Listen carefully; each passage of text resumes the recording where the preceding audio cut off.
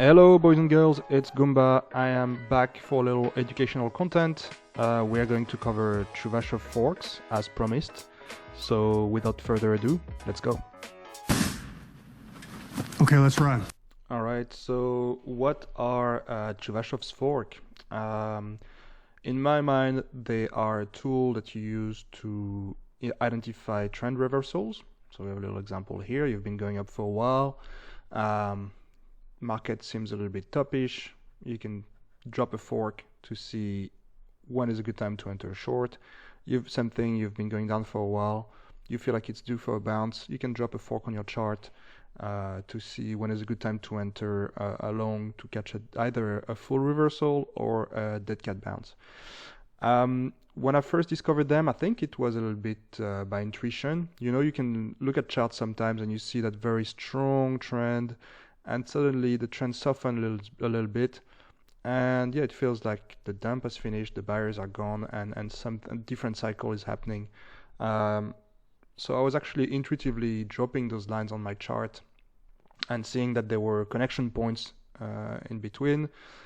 And eventually, I think a couple of other traders on Twitter started to mention Chuvashov's fork and drawing them on the charts, and so I did a little bit of research.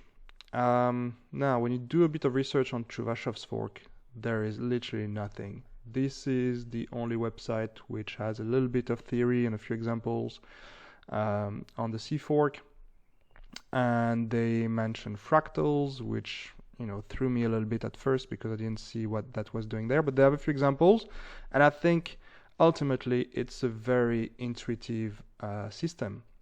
So before going into the charts and looking at how we draw a C fork, I wanted to show you these little charts or these little drawings I've made, and which I think present why the C forks are fairly effective and intuitive tool. So usually when you have a reversal of a trend, you have to identify something like a double top, or maybe you're going to find a descending triangle, rising wedge, head and shoulders. You have to try to identify those patterns, and then there's questions as to whether or not the volume profile is right, if it's really truly the right pattern, if it follows the book or not.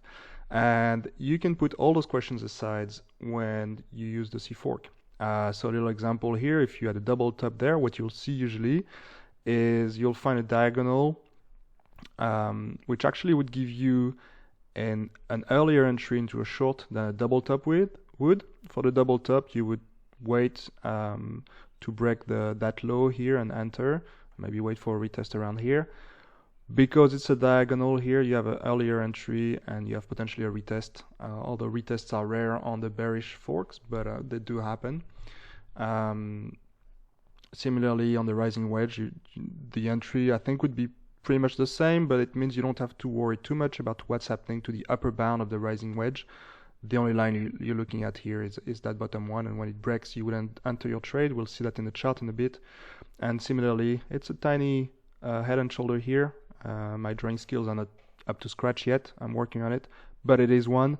And again, you'd be working with a diagonal here, which would, in theory, give you an earlier entry into a short than the actual breakout of the head and shoulder would. It works also for the downtrend, so that's the beauty of it. It works in any market, any cycle. This should be, actually, if you look at it and you wonder why there's downtrend here, that was just a quick copy and paste. That should read uptrend, obviously. Right, so downtrend, something you can have double bottom, and you're going to work out, is it an actual double bottom? Is everything as it should be? Who cares? Drop a fork. If it breaks here, let's go. Something, ascending triangle or symmetrical triangle. Is it really one? Should I go in? Don't worry about it. Just drop the fork. Go in. It works with falling wedge. You could have inverse head and shoulder here, and the same thing happens. And these are just 4 patterns I chose. I'm sure you could work with flags and other things as well. So I think this is the strength of the C fork. It simplifies everything, removes a bunch of questions that you would usually have, and makes it easier to get in there. So let's see what it looks like on the charts. All right, so I found a chart which looks interesting and could see a reversal. It's Euro GBP 4 hours. Before I go in charts, this is an art, not a science, so it's not infallible. Sometimes you're gonna, well, quite often you're gonna drop a C fork, you're gonna enter the trade and it might fail. It's not a 100% hit rate. It's just a nice way to enter trade without asking yourself two questions, being consistent in your trading, and just an extra tool to add confidence to your trading. And before I go and drop a few lines on the chart, my preference is to use wicks. I'm not even gonna entertain the debate. If you want to use candle bodies to draw your lines, draw your trends, feel free to do so. Practice. Try it a few times, see what works for you. I like wicks, I'm gonna go with it. All right, so Euro GBP has been in a long downtrend since mid-December. On I think you can kind of see an Adam and Eve double bottom here, maybe, with price coming up back up and a bigger reversal. But why wait that long, right? You can actually capture some value before all this realizes. So I believe there's a C fork here. I'm gonna grab, so the rule, there's a talk about fractal, and maybe I'll find an example later of what fractals could be, but my rule is identifying the first initial main trend. So starting from this high here, I try to connect the next high, which, I take this to be the next one, and just stretch the line out. There you go, first trend. It's being tested a few times. It's breaking here, so there's been a weakness in that trend, and then it's completely broken down there. Right, so let's go and fork. So the rule, and it's my rule, for the fork point, I used the last week which successfully respected the trend.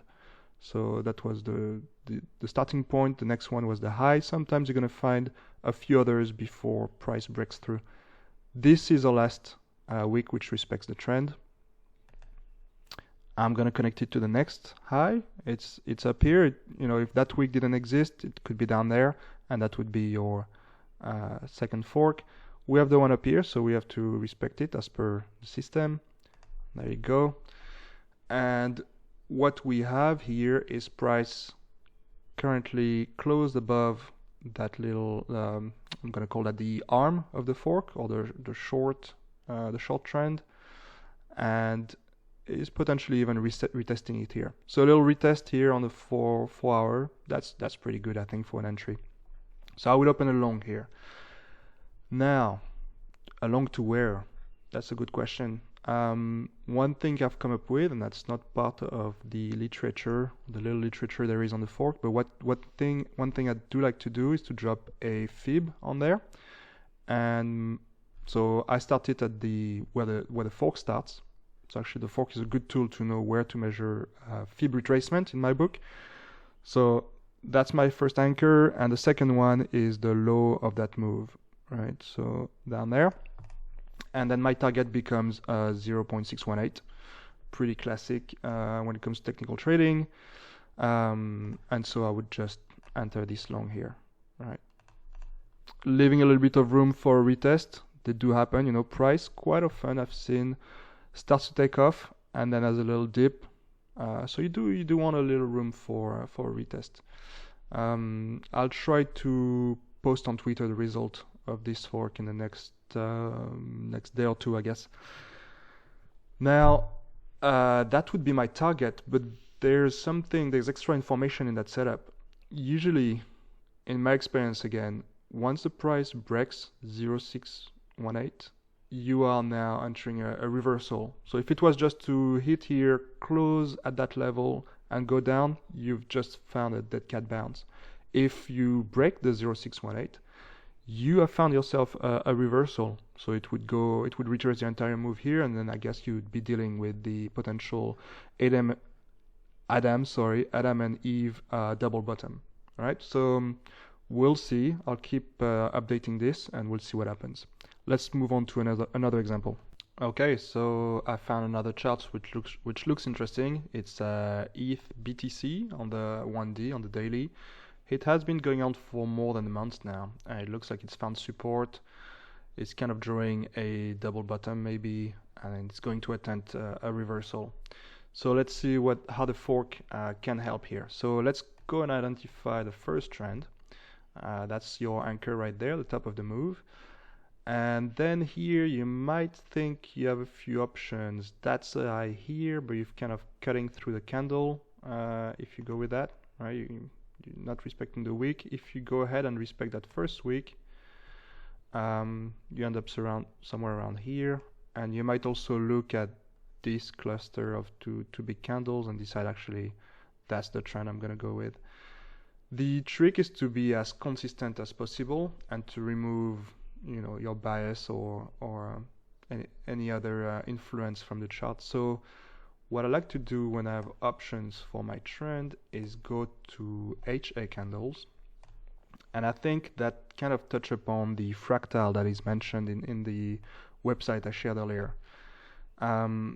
So with the HA candles, what you can see in the trend usually is that there's a couple of counter trend candles, and I think these might be used as fractals. So I have a bullish candle here, and what I do basically is I link it to the next bullish candle, right? And it actually respects that first week as well. So that seems right.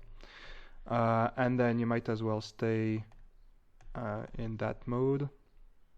So the connection point is here. The next bullish candle is there, so using the same idea. There you go. That would be how I draw that C fork, and then I throw on the fib. There you go. And I measure a potential 20% there. And it's interesting on this one because it broke out, and you've had the retest now, and that would have been, let's go back in the normal candles. That would have been an optimal entry, and it's actually it would be the bottom of a potential double bottom, but that would give you confirmation. And yeah, you could enter the trade there. So it works on 1D, but if you want something a little bit lower time frame, let's see if we can go and check out. So there's that little arcing of the price here. So let's go 5 minutes maybe. What does that give us? Bit ambitious. 15. Let's go to 1. Okay. So let's go. Same exercise. Let's create our initial trend. I think this one is fairly obvious. I'm going to go for this high here. Connection. Second high I'm going to use is this one. This is your anchor point. Let's put the two together. There you go. So again, on that time frame, we've had a break, a retest, which is a little bit loose, but retest nonetheless. And then for target, the high, the low. So it's already worked a fair bit, but there is eventually another 3-something% in that move. And as I mentioned earlier, if price was to break 0.618, you are not dealing with a dead cat bounce, but you are dealing with an actual reversal. So that's it for me. I think that's a good introduction to C forks. Go and try them. I'm happy to answer questions on Twitter. Good luck. Bye.